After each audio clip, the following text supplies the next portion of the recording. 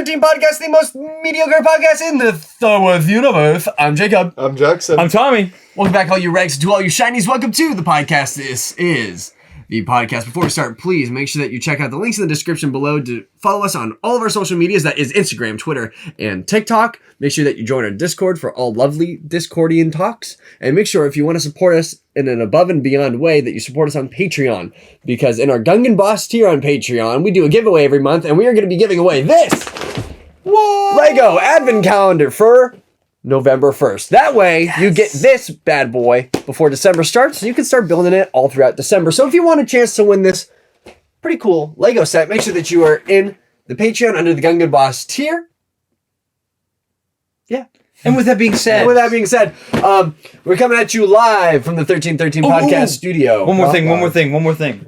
Everybody, on Sunday, October 30th, we are doing our 1313 first annual costume party live stream. That is true. For Halloween. This is annual? Make sure When we say you do it first last annual year. and never do it again. First annual and last annual. And yes, so make sure to go check out more details on that on our social media soon. Mm-hmm. But if you want to submit your costume for the contest, make sure that you're in the Discord. We have a channel set up for that. And if you don't want to be in Discord because you're weird, just shoot us an email with a picture of your costume submission before the stream starts that Sunday. That's the email right there. That's the email right there? What? 1313 podcast official at gmail.com. Either way. Oh, okay. But, yeah. Everybody. Yep. So, this is a special episode of the podcast. Coming at you live from the 1313 podcast studio, we are going to be doing a nice special today. A very special, a special that is quite special. I've waited a long time for this. Tales moment. of the Jedi dropped today. Yes! The Dave Filoni mixtape. The Dave Filoni quintessential album. The Dave Filoni EP. The Dave Filoni, let me take every emotion that you didn't know you had and Make you experience it all within 90 minutes. Yes. So, Basically. yes, Tales of the Jedi is out. Tales of the Jedi is here. I feel like we just sat down and watched it. Yeah, we did. We finished it about 20 minutes ago because I had to that. take a large dump. Yes. Had to take a Kong. And so yeah, I feel like I'm still digesting it and I'm still processing it because there were 2 episodes in particular that made me sit there with tears welled up in my eyes, wondering, did I really just watch this? Is this Star Wars? Am I dreaming? No, I feel like I definitely want to retake what I said last show, saying that this is it that I want for Clone Wars. I want more of this. And I hate to say that just because it wrapped up both of these arcs for these characters, and I get it. It was perfect in the end, but it was just so good. This was adult Clone Wars. Not one piece of this would I say, well, other than the fact that it's animated in Star Wars, would I be like, this is definitely for kids. This was a lot darker in some cases than season 7, and each episode kept that tone. And let me just say, we told y'all, and you guys were like, oh, it's gonna be too short. It's 2 short episodes. I won't get anything out of it. No. Don't you feel silly? Don't you feel stupid? Don't you feel a little ashamed? Because this was some of the most quintessential Star Wars content anybody could have ever asked for. It tied into movies that we did not expect it would tie into. It tied into TV shows we did not expect it would tie into. It tied into books that are no longer canon, but kind of canonized some pieces of it. And I just need to say, everybody give a round of applause for the GOAT. We went and took Count Dooku, who was really just like an A/B tier character, and elevated Count Dooku to S tier status. After this point, I'm a do the thing that I roast Jacob for all the time. I just saw a character in this new thing. It is now my favorite character to exist. Count Dooku is my new favorite Star Wars character right now. That was the best arc too, I will argue. Oh, I think as much as I love the Ahsoka, I loved Count Dooku more. Yeah. Count Dooku was really cool because it was a brand new story that we've never seen before, and it was just like, it was so heavy. It was tragic because it's what is it called? It's like dramatic irony because you know what's going to happen to him, which is really upsetting. But seeing the fact. Okay, so let's get into the Dooku arc. Just do it. Let's just talk about it, bro. So the last episode was definitely. We're not going to start at the beginning. Who cares? Hell no. Hell no. Hell no. The last episode, meat and potatoes. The last when it started off with him going into the archives, deleting Camino. Accessing under the name Sifo Dyas. And then at the end, him directly saying that it was him that commissioned the clone army. And it was him that killed Sifo Dyas. Mm-hmm. He had him killed. We kind of got into that in the Clone Wars a little bit, but it was kind of vague and unconvincing. But now it's canonized. And now it is set in stone. Yeah, Count Dooku did this for Palpatine. Mm-hmm. It isn't like implied that he did it. It's now he did it. And the fact that all this was happening during the Phantom Menace. Oh my blew my mind because I always thought Dooku left the Order well before Episode 1 even took place. Yeah. I always thought it was in between Episodes 1 and 2 that Dooku left the Order. I mean, so I guess in that regard, it shouldn't have surprised me that Dooku got to talk to Qui-Gon before Qui-Gon perished. And Liam Neeson voicing Qui-Gon? Never saw that coming. No. Never in a million years. He opened his mouth and I said, oh! And it's super funny because everybody like craps on Liam Neeson for like, oh, you had this role and this role and this role. They're so deep. It's so intellectual. And Qui-Gon Jinn is Liam Neeson's favorite thing that he's ever done. Just because he was like, it was fun. I swung the laser sword and I got cut. I got stabbed in the stomach. No, Liam Neeson loves Star Wars, which makes me... He's literally the opposite of Harrison Ford. But no, that was so cool. Count Dooku is now a character because before it was like Count Dooku was just evil. Count Dooku was just a villain. He was a villain. Count Caca, he was just a villain. And now it's like I actually empathize with Count Dooku's reasoning for turning to the dark side. It wasn't just I always knew Count Dooku was unhappy with the Jedi Order, but to see in the first couple episodes of his arc, specific instances and turning points in his life where he sees the corruption of the Senate, the corruption of the Republic, and how the Jedi are, as one of the Raxus guards tells him in the prison, the lapdogs of the Senate. Mm-hmm. And Mace Windu is, whether you like it or not, he is an example of, we're following the rules, we're doing this, when really, choices. Count Dooku kind of calls Mace Windu out. He's like, you only did this way because for a promotion. You knew you were going to get on the council. And Mace Windu was like, nah, my brother in Christ, I did not know. But the difference between me and you is I follow the rules and you don't. So makes I got the like spot. The bad guy. So Mace Windu is like the most passive aggressive character in Star Wars. He's always cutthroat in the most polite way possible. And I don't know if that makes me love him or hate him. Something I really enjoyed about Dooku's, I guess, like fall, is that it's almost the same as Anakin, is that he knows what he's doing is wrong, but he's so far into it, he knows he can't go back. Like, the whole reason in the end why he goes back to the light is because he's like, I just can't, like, I've already done all this stuff. And that's why Dooku doesn't join Yaddle, is because he realizes he's done all this. Even if he goes back to the council, they won't forgive him. They're not going to care.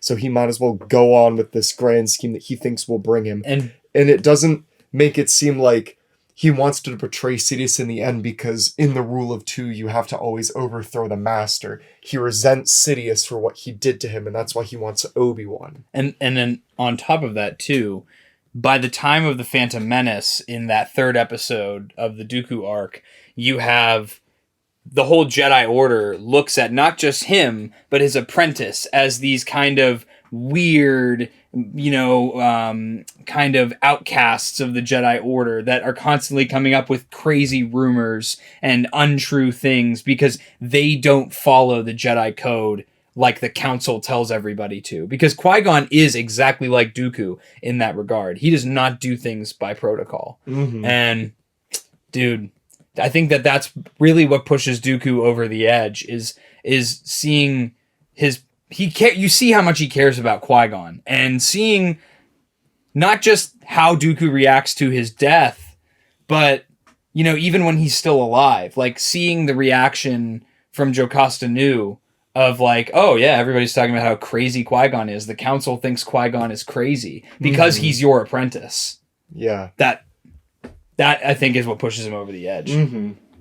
I forget completely and utterly what I was gonna say. Dooku going stupid in the first episode, completely touching into the dark side. Oh, that was like, I lost my mind. Everybody had their mouths dropped at the that tension part. was so high. I actually was feeling the tension. And speaking of which, those security guards had dope armor. Their armor was sick. I thought it was okay. I love like the 2-piece helmet where it's like the cone on the top and then like the face mask. Make one. I should make one. Traffic cone. The security droids in episode 2. Yes. Episode 3 kind of was really cool too. Those were dope. Because remember, children, tomorrow is Hasbro's fan panel, and technically today. Well, yeah. Today has the videos out. So, what if we got some Tales of the Jedi? Lose my mind, bro. That would go. Did you see? Yakface did post today a pic that when Din Djarin takes off his helmet for the first time, like in the Mandalorian, to like use the face scanner, and he's like, he posted a picture of that and said, "Me with all these pre-orders." Yeah, he said pre-orders this week. So they're gonna go crazy, gonna go stupid tomorrow. I got a bad feeling about this. I'm blown away by how the storytelling, and again, I was hoping this would happen, that it would have the awesome storytelling in these bite-sized chunks that 2003 Clone Wars had, with the fantastic character building of the 2008 Clone Wars, and they took those two things that are the best of those two shows and married them together perfectly. Yep. Every single episode was good. There was not a single episode out of the 6 that I was like, meh, not good.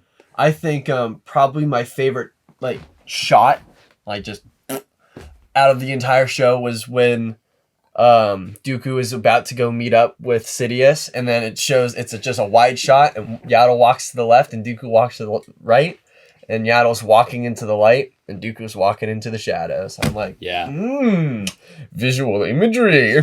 Yeah, peak. That was really, really satisfying. I mean, like, again, the Dooku arc just flushed him out. In 30 minutes, they made a character that was already considered to be really cool even better, and for you to relate to his struggle and understand why people hate the Republic and why he did too. And now I understand why Dooku chose the Separatists. Now I understand why Raxus. So in the second episode, the episode with Dooku and Windu, that planet, Raxus, is where Padme goes to visit Mina Bonteri and Lux Bonteri in the Clone Wars. It's the Separatist capital. So I thought that was a super cool touch to tie everything in. It makes sense why Dooku would choose that as the capital for the Separatist Alliance, because it's kind of where the idea all started for the Separatists. Yeah, and where that guy was trying to form his plan as well. Yeah. So then we could end up doing that. How about Padawan Qui-Gon, though? Made that model looked like a young Liam Neeson. It really did. It was perfect. And he was ripped too. I know, you could see the chest definition. I was like, dang, bro. My man has chest day 5 days a week. It's Qui-Gon Jinn. They did Qui-Gon Jinn. Qui-Gon Jinn. Young Qui-Gon Jinn. Oh, that's awesome. I love that. I love that so much. I really liked how like sadistic the senator was, though, because he was so consumed by his power and his greed that he really thought with his ego that he could beat 2 Jedi. I know. And that's not the first time that we've seen senators with massive egos. I forget Senator Tucci, like the guy that she was under. Oh, the chairman Hawk-Nosed Blue Man. Damn, I wish I could remember his name, but yeah. That I got the same vibes from that episode as I did. Arrogance. Yep. Yeah, and it was sad to see like the son of the senator was not even like that upset about being captured, because he realized that this was the only way that people were going to get the senator's attention in order to maybe get a decent quality of life. They're living in, like, I was thinking of like Black Plague, I was like thinking Middle Earth. yeah, like disgusting, like, foul conditions. Right when the hobbits leave the Shire and they go to like that little tavern, right where they meet, like, I think his name's Rohan. I haven't watched Lord of the Rings in a minute. You mean after they get chased by the ring wraiths? Yes. Okay. Yep. Mm-hmm. And they're still being chased. That village. That's all I could think of. The Nazgul. Mm-hmm. But yeah, dude, that whole everything about it, like the and even in that same episode, there was a music piece that was very, very similar to the Lord of the Rings theme. Yes. So I was getting that vibes. Also, there was a straight up dog. Dogs are canon. Not even like dog with long tail. Dog with long tail. It's like straight up box terrier. But it didn't not feel Star Wars. You know, like it was like, oh, that's a different design, but it did not feel Star Wars. Mm-hmm. Yeah, it wasn't bad. Oh, dude, it just, that whole episode blew me away. And to see, like, I love the part where Dooku's like, so who are the kidnappers? And everyone in the bar stands up, and then he realized, oh, the whole village. Yeah. The whole village.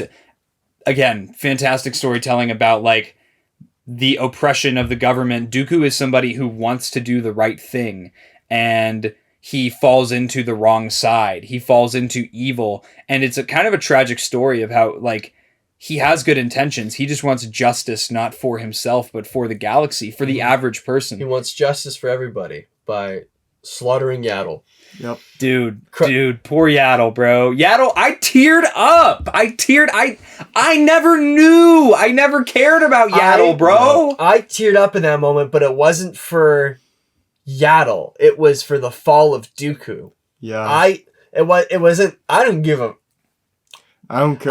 about Yaddle. I still didn't. It was just like. It was sad, but the saddest part, it's the same thing with Anakin. I'm not crying because the Emperor's winning. I'm sad because this good person with good intentions is being manipulated to do evil things with the prospect of good. It's the same thing for Dooku. And then we see him in like episode 2 being like, yo, Obi-Wan, what if I told you a Sith Lord was running your show, was running your squad, your gang? And he's like, I don't believe you. He's like, definitely tried to tell you. Can we talk about Kiadi-Mundi's goofy hood? Why even wear it? Why even have a hood? My man kept it on after the ceremony. He got the hey dudes on his head, bro. That was my man got a big old Sperry on his head when he woke up. Maybe he was having a bad hair day. Yeah. He said, I just got back from my planet doing what I have to do every year. Gotta keep this on. Gotta breed these double-hearted people. Mm-hmm. Gotta keep the silky on. Kiadi-Mundi does wave check. Plo Koon had a Clone Wars gauntlets on. Did anybody else notice that? Maybe it wasn't Clone Wars gauntlets because we know that his species can't exist off that planet without that mask on, so maybe there's something about those too. Well, it could be like a gauntlets in the Clone I think Wars. It's a pre-Clone Wars era. Like, I don't think it's directly clone armor. I think it's Jedi armor because Obi-Wan, they redesigned Obi-Wan's armor in this show to look like it's just clone armor that he's wearing. And there's other episodes in the Dooku arc that take place well before episode 2 where there are multiple Jedi that walk by that have that same kind of gauntlet style. So maybe it's like Jedi battle armor that they wear, you know? One thing I noticed about the Phase 1 clone troopers was the fact that their shoulder pads weren't rounded anymore. They kind of go up and then they angle in and they're a lot bigger. Are we talking about this now? We're moving in. Is Tommy going to nitpick the clone troopers every detail and difference? Not negatively, but just point out every difference. Sure, why not, Thomas? Okay, the bottom half of the clone trooper armor matches that of the Phase 2 clone troopers, okay? I think that this was purposefully they made the clone trooper Phase 1 armor look more bulky to show the difference between the Phase 1 and the Phase 2 more visually. Because we know the Phase 2 armor is different, it's supposed to be lighter, more mobile, and I definitely got that vibe after seeing this armor. They changed the shoulder plates. They're not so sharp at the top. They are blocky almost. They don't have the big barrel-chested, like round chests like they do in the early seasons of the Clone Wars. That part is very akin to the later clones. Helmets looked about the same, I think, and they Yeah, had more detail on their back parts, a lot more akin to Attack of the Clones. And their undersuits, only on the Phase 1, was more of like a tubing, it looked almost, than the just smooth undersuit that the Phase 2 clones have. I like that it happened, but I'm not. They ruined Phase 1 armor just a little bit, in my opinion. Okay, I'm glad I'm not the only one that kind of felt that vibe. I'm glad I'm not the only one. I liked how my thing with Phase 1 is I liked how compact and angular. I liked how tight it looked. Yeah. It didn't look comfortable, but it looked sleek and it looked like just off the mill shiny. This looked blocky. Yeah, it looked blocky. It looked like Arnold Schwarzenegger was in each suit. Like, I don't know. I liked how thin and animated the Phase 1 armor looked. Overly stylized. No, I'll give you that, because in the new armor they look like Power of the Force action figures. Yeah. It was most evident. It was most evident on Rex. That midsection was really thick. Yeah. But I guess it does make sense though, because his Phase 2 armor is just as thick, and his Phase 2 armor is soldered pieces of Phase 1 armor on the Phase 2 armor. So, for lore's sake, it makes sense. Jesse got name dropped. Yeah, and he was a shiny. That was pretty cool. Jesse, and they were all grunts. Yeah, so this was definitely season 1 and 2 of the Clone Wars era, which was cool. I liked we got a little peek at Caleb Doom with Depa Billaba in the training. They just kind of keep throwing him into everything at this point. Caleb Doom saw Ahsoka and said, "Oh no, she's hot." Yeah, she is. I really liked the connection to the episode as well, where we did see the clones and whatnot, of like how Ahsoka pulls it all off in season 7 of the Clone Wars. Yeah, that and made how me it really ends sad. at season 7. That one made me really upset when it finished. That made me really sad. You knocked the camera. No, I didn't. Yeah, you did. Yeah, you did. You keep kicking the box. You be bumping that, John. Oh no! But at any rate, no, that made me tear up at the end, because that was really unfortunate. Yeah, it made me. The whole time I was like, man, I said at one point, I was like, this is the only way Ahsoka was able to survive Order 66. And then they were showing, it was just the shot was her going through the hallway, kind of like bottom up, and then you could just see the season 7 collar. And I was like, uh-oh. I was like, yeah, this isn't good.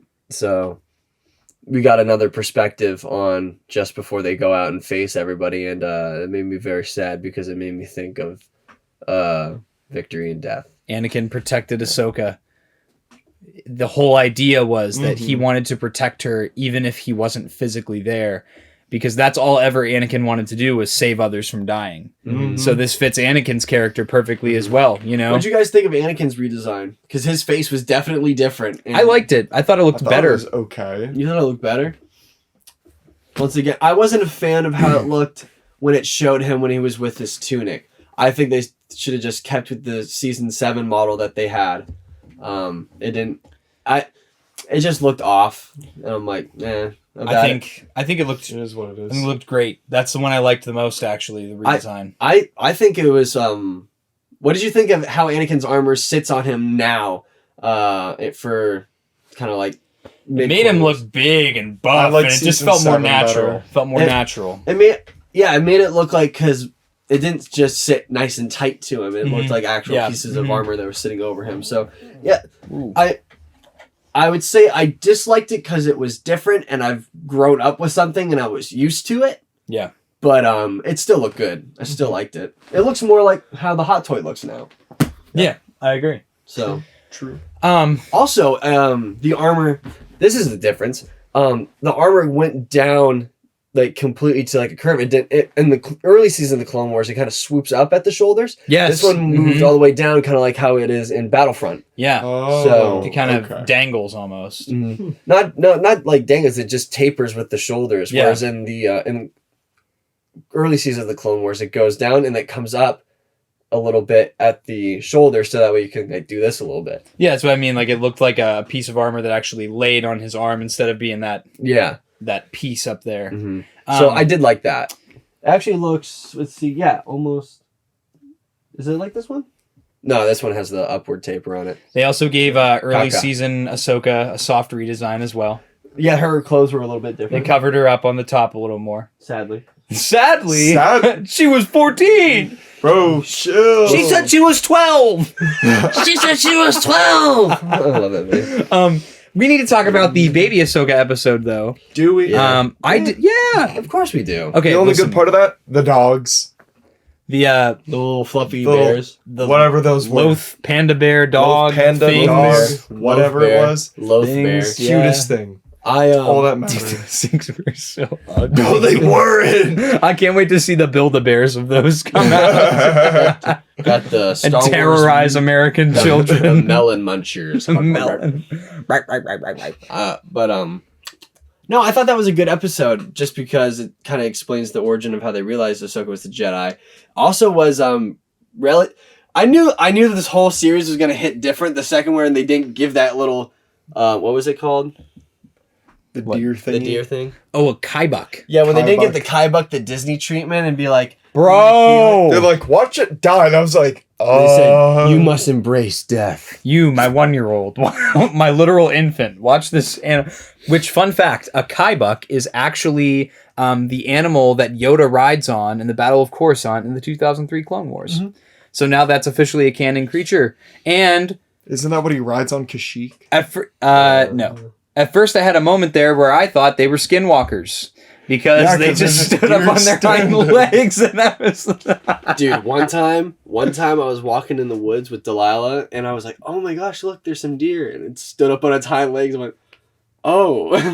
It was eating from a tree, but regardless, I was like, it started speaking to Jacob in Latin. That's how I met to him.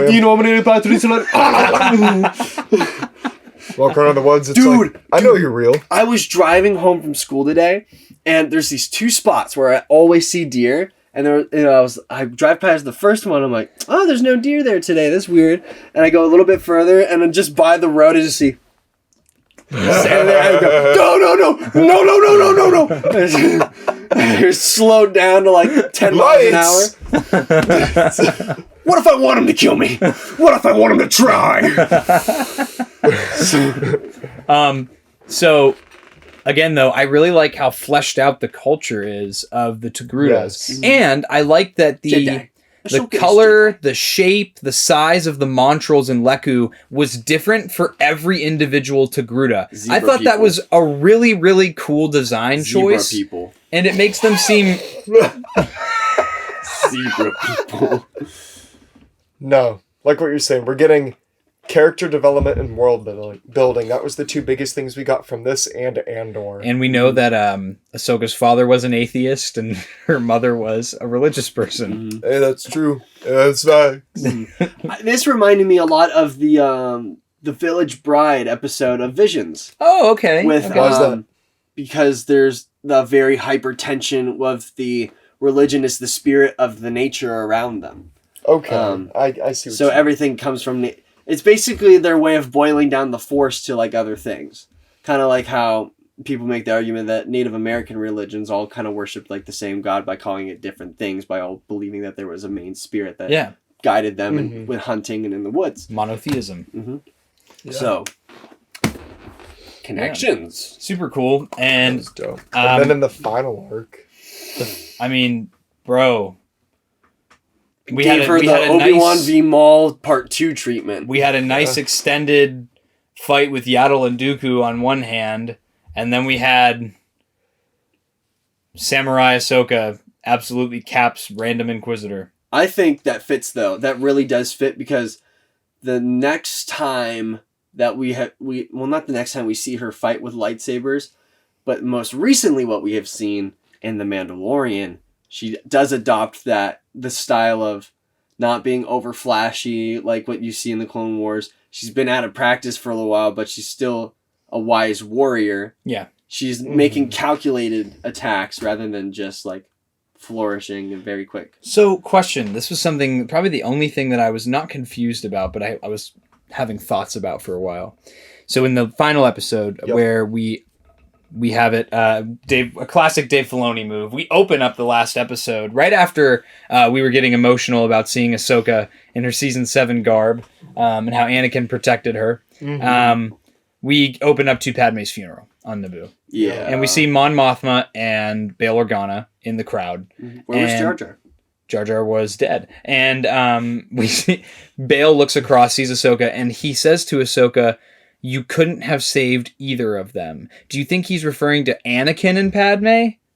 Yes. Okay. And now, so in that case, then, does Ahsoka think Anakin is dead until she meets Vader, or she's always had the hunch that Vader was Anakin? No, she thinks he's dead because there's the vision that she gets in the temple that alludes to the fact that he's Vader. Yep. Mm-hmm. And that's when she realizes it. So she thinks Anakin died in Order 66. Okay. And I don't think Bail knew that he was still alive. I think that it might have been one of those situations where they both came to the same conclusion, but not the same way, because Bail had to have known why Obi-Wan went to Mustafar. Yeah, true. He didn't know that Obi-Wan went to Mustafar, though. He had to have, because then they had Anakin's children. Yeah, but he just brought Padme. He didn't say from where.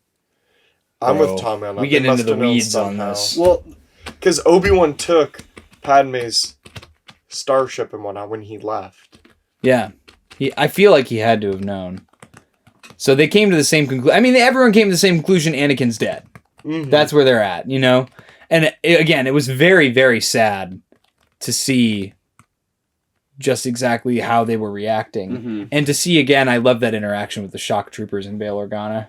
Yeah, because I feel like that's the same spiel that Organa's giving Obi-Wan in Kenobi that we see as well. Mm-hmm. Is that, like, yes, even though you were a Jedi and you're upset about what happened and your order's destroyed, you still have an obligation to help people because you can. You don't just idly sit by and, like, mope and complain when we can do something to fix this still. Yeah. Because he still has hope when everybody else is trying to lose it. Yeah. Mm-hmm. And then the final episode was very different from the book. Very, very different from the Ahsoka. See, I never read the Ahsoka book. It's a very good book, but it's just completely not canon. And I don't have any ill feelings towards Dave Filoni for changing or altering or retconning anything that happened in that book, because Ahsoka is his character. Yeah, and that is his character. No offense to the author of the book, because I'm sure it's a fantastic book, but at the end of the day, we know that the stuff on screen is the primary source of canon for Star Wars, and that trumps everything else. Mm-hmm. So we know, for me, it's like anything's fair game. Mm-hmm. If they want to make something from a book canon, if they don't, it's up to them. The one thing that they kept canon from that book was that she went to a farming planet and that she changed her name to Ashla. Those were the two things that they really kept canon. Yeah. And the fact that somebody let slip that she was a Jedi after rescuing them or saving them or helping them. She really could have just not said anything. And just stand by, let them die. She stopped that girl from dying, and that's how she found. And then that stupid brother snitched. Oh, total Cyril Karn moment. I hate white men. God. Exact same connection that you'll see in the episode of Andor. People are obsessed with just loyalty to the Empire because it won't get them in trouble, and that the Empire provides all the security to them as long as you're okay with it and you don't question it. Yeah. And then my man showed up and absolutely firebombed the entire farming village. Yep. Everybody is dead. Also, did you notice that his lightsaber sound was Kylo Ren's lightsaber crackle and not the normal? Yeah. That was nice. Dope. Nice. I really liked that Inquisitor design. I really liked it. It was like a witch doctor, like a black plague. Reaper from Overwatch. I'm kind of upset we didn't get to see more of him, to be honest, because I thought there would be something, just because, like, Yoda makes the whole spiel before that, like, yes, Jedi have lightsabers, but they're not a real warrior unless they can use the Force. So, in my assumption, I had thought we would get something like that. I was hoping what Jacob was saying, Ahsoka evolves to show her new fighting style, because she even goes from, like, mad at first with the clenched fist to being relaxed and, like, understanding to making calculated moves. Mm-hmm. She's becoming a new character in that sense. The only reason why I don't say that it's too connected to what we see in The Mandalorian, though, is because we do see her fight style in Rebels, which is exactly how she fights in Clone Wars. True. So that's the only reason why I'm, like, a little bit iffy on it, but it's just to show that Ahsoka is a well-weathered, extremely skilled warrior, and this dude is just kind of like... In this instance, though, there was a lot more arrogance from this Inquisitor than somebody like Maul or somebody like Vader or the later Inquisitors and Rebels. This was somebody who really thought they were going to kill Ahsoka Tano really easily, had their guard way down. There was, to them, this was going to be quick and simple. and they weren't expecting Ahsoka to fight the way she did. Mm-hmm. That's what I think it came down to. I wish we got to know who the Inquisitor was. I agree. He's listed in the credits as Inquisitor. If you didn't catch that, he's not like it doesn't say what brother or anything like that. Just Inquisitor. I thought it was gonna be Barra Sophie. I didn't think that, but like I was hoping that we were gonna get to see who the Inquisitor was, and then I was also hoping that we were gonna get to see Ahsoka take the lightsaber and make it her own and purify the crystals. Maybe that's something that we're just gonna see in the Ahsoka show. Maybe that's Tales of the Jedi season 2. Because then why explain all these concepts when you're about to do a whole show on Ahsoka? Tales of the Jedi becomes a yearly thing. 3 episodes focus on Ahsoka between Clone Wars and Rebels, and the other 3 focus on another Jedi. You know, this is interesting. You heard it here first. This is a really good way, though, to bring Ahsoka into Andor as the organizer of the Rebels and the cells together, because we just saw Bail. Obi-Wan happens, 5 years before Andor? Is that right? Something like that. So 5 years before Andor, the rebellion's starting. They have a network of cells that is set up, that is set in Obi-Wan. They have the path. Bail just went and recruited Ahsoka. How many years after Order 66? She doesn't look much older. No. It's maybe been a year or two. It's maybe been a year or two. I think it is so possible for us to get a mention of Fulcrum or see Ahsoka in Andor. Maybe it's more likely we'll see her in Bad Batch season 2 because this is establishing where Ahsoka is during the time of the first season of the Bad Batch. True. And there's a time jump between season 1 and 2 of the Bad Batch. That's already been stated by Lucasfilm. Yeah. So this probably will be the way that we tie Ahsoka in without having an episode of Bad Batch where we just look at Ahsoka and see this kind of stuff. Because that would make sense, because what are you going to do to Gunji? You know? Yeah, right. Like, are they just going to find him and be like it would make sense if Ahsoka was in that sense. Exactly. Can't wait to see Gunji die. No. He definitely won't if they brought him back. My Star Wars love child. He definitely will, because if Gunji's still alive, then where is he in Rebels? Why isn't he helping the Rebels out? What about the droid attack on the Wookiees? He's there. He's on Kashyyyk with Tarful. A lot of what ifs. If he's on Kashyyyk with Tarful, then why isn't he in Jedi Fallen Order? Because he's on another part of the planet. He's sleeping. He's taking a nap. He's shooting up heroin. Looking for the One Piece. He's snorting lines of Kashyykian cocaine on the Kashyyyk blow.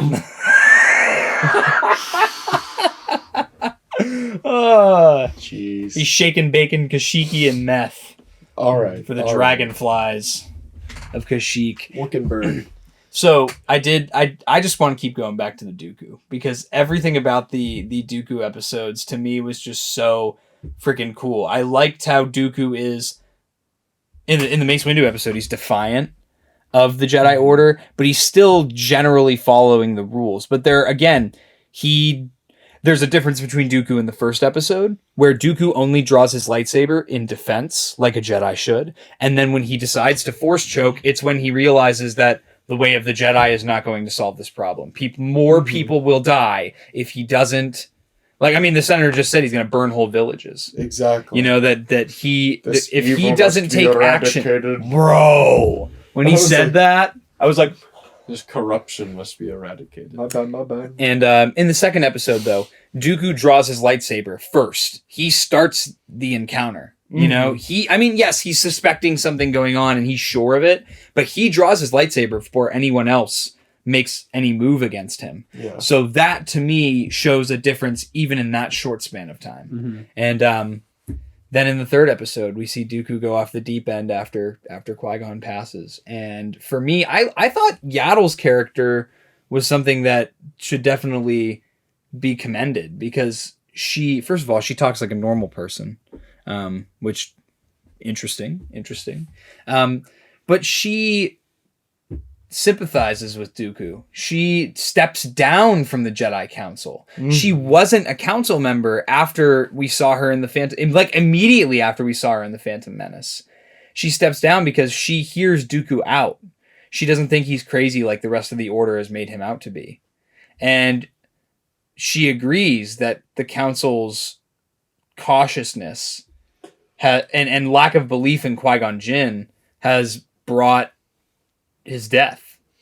And I think it's very sad to see that she genuinely cares about Dooku, and that's why she follows him. Not to see what he's up to. She genuinely cares about this guy. And to see that he makes a difficult call when he kills her. You can see how much it pains him to do that. Initially. But then when she crawls out of the door and he's just like, there's no hesitation, there's only resolve. When I thought the door crushed her and that's how she died, our reactions were all just jaw agape. I couldn't believe it. Mm-hmm. I haven't sat on the edge of my seat with my jaw slack that much, like for any Star Wars property, like and across a couple episodes. Like this was really good. Seriously, like the whole thing blew me away. And Palpatine manipulating Dooku and seeing Dooku just kind of, like Jacob said, I have no choice.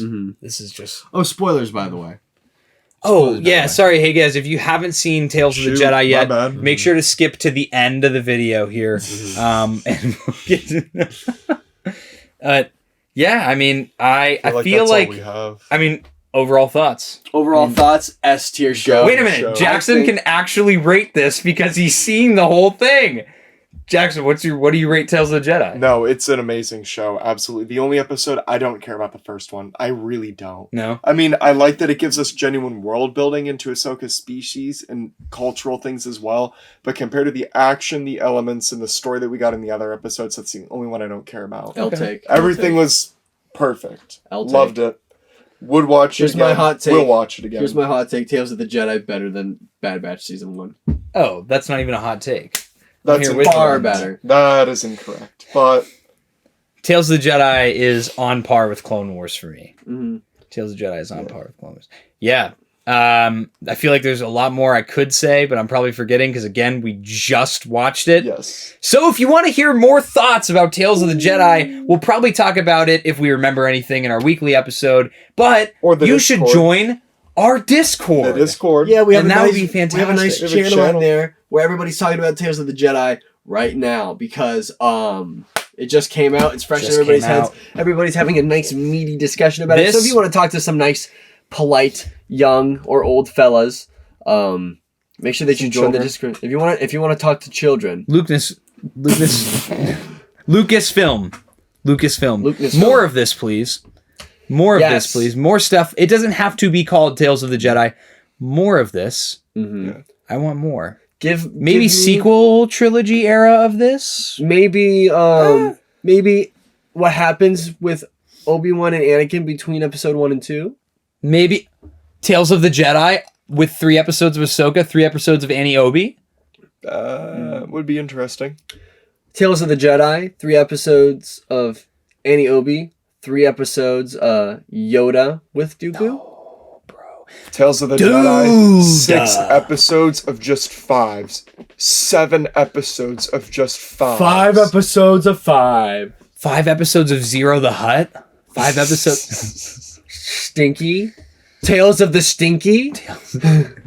Tales of Mama. No, but where's Stinky at? Fella is in the movie and then he's nowhere else. Jabba ate him. Probably Jabba actually. ate him. Me padunki mufkin. You're grounded. You're grounded. Zero probably shot it. Zero probably. What ya?